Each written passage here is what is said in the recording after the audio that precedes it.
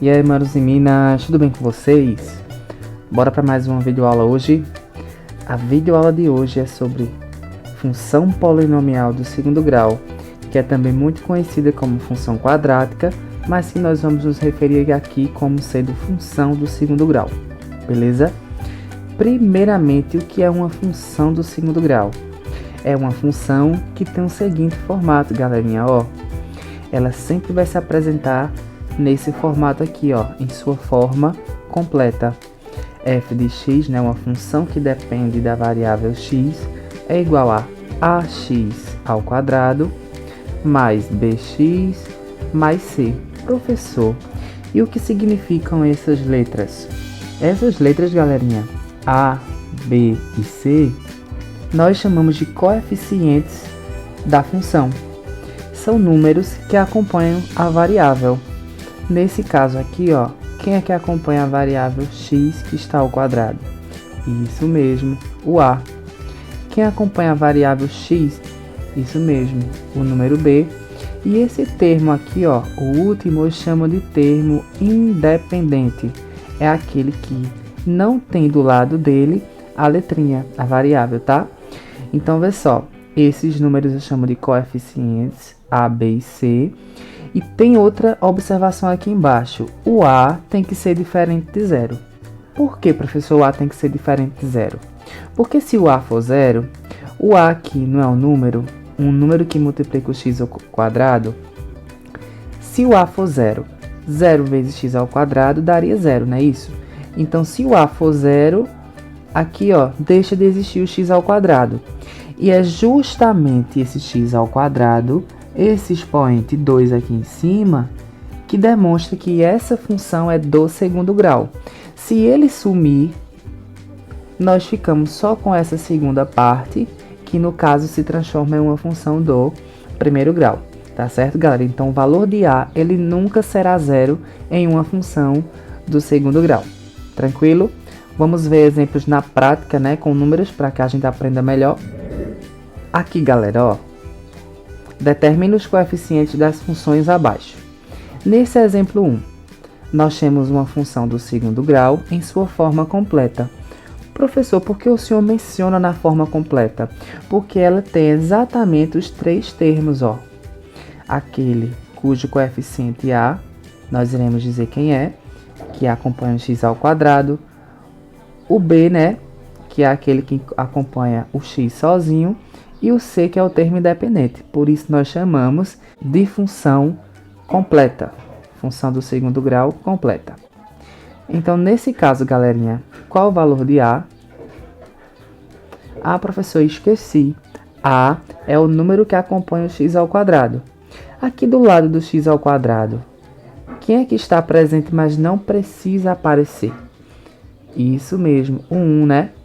Toda vez que ele não aparecer ali o número, quer dizer que lá tem um 1. Então, nesse caso, o valor de a seria 1. O valor de b? Isso mesmo, é o que acompanha o x. Nesse caso, é o menos 4. E o valor de c, que é o termo independente, nesse caso aqui, ó, o termo que está sozinho é o 3. Então, esses são os coeficientes dessa função do exemplo 1. Aqui no exemplo 2, nós temos menos x quadrado, menos 5x, menos 3. Qual seria o coeficiente a? Isso mesmo. Qual é o camarada que está aqui, ó, de lado do x ao quadrado e não aparece? Isso mesmo, 1, né? Só que temos um sinal à frente, um sinal negativo. Então, significa que ali é o menos 1. Tranquilo? Coeficiente b. Quem está acompanhando o x? Isso mesmo, menos 5. E c, que é o termo independente, o menos 3. Só tomem cuidado, tá certo, galera? Tem gente que acaba esquecendo esses sinais. E acaba principalmente esquecendo dos sinais negativos. Os sinais sempre estão à esquerda do número, sempre estão na frente do número. Então, entendam, um número positivo é totalmente diferente de um negativo. Se você esquece um sinal, você acaba errando, tá certo? Vamos lá para o exemplo 3. No exemplo 3, qual é o coeficiente a? Isso que está aqui com x quadrado, 4.